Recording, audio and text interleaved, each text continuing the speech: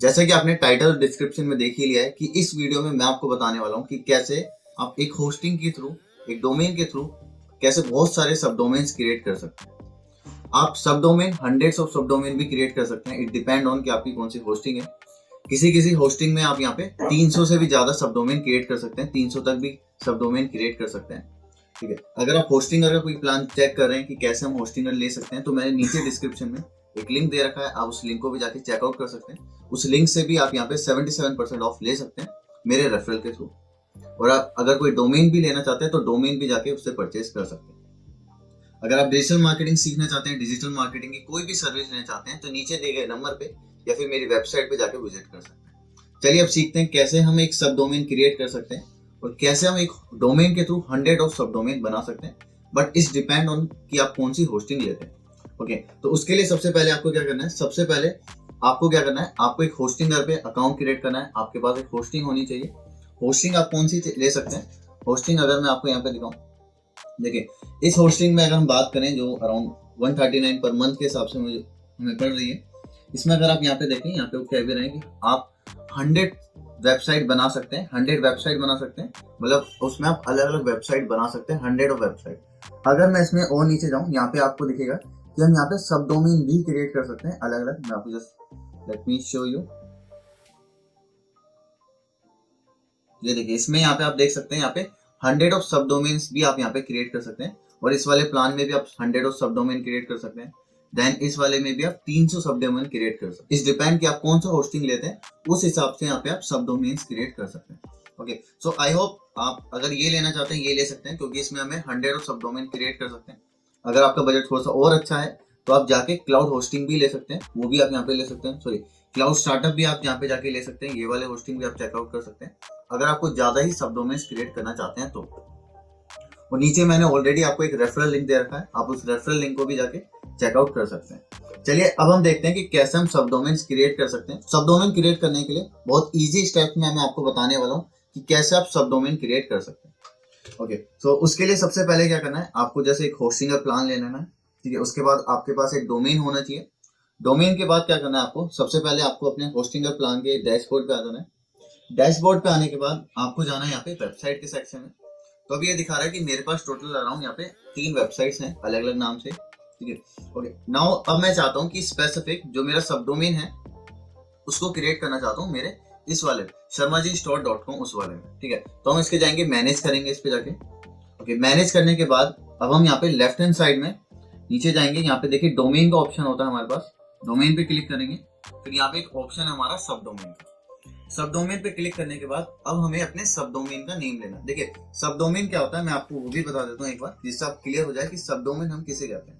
देखिए सब डोमेन क्या होता है, सब डोमेन एक स्पेसिफिक, अगर आपका एक मेन डोमेन है, फॉर एग्जांपल आपका एक मेन डोमेन है www.xyz.com, अगर आपका मेन डोमेन ये है, तो सब डोमेन क्या होता है, सब डोमेन होता है कि जहाँ पे www लिखा है उसके आगे वहां पे आप कुछ और भी लगा सकते हैं, कुछ और चेंज कर सकते हैं। जैसे abc.xyz.com,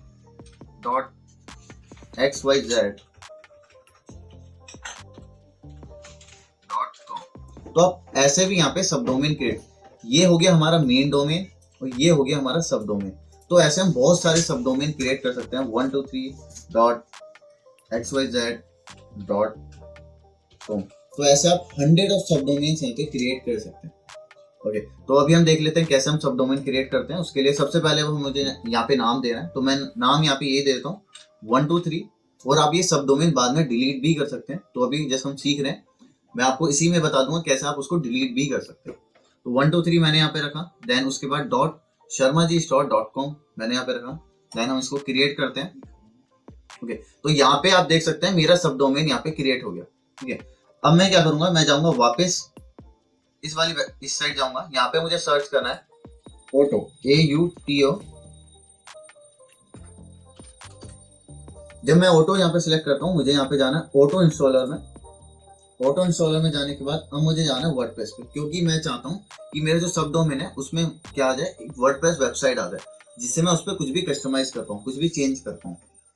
एंड अगर आप वर्डप्रेस सीखना चाहते हैं तो नीचे दिए गए नंबर पे या फिर स्पेसिफिक मेरी वेबसाइट पे जाके विजिट कर सकते हैं। मैं आपको पर्सनली वर्डप्रेस सिखाने वाला हूँ।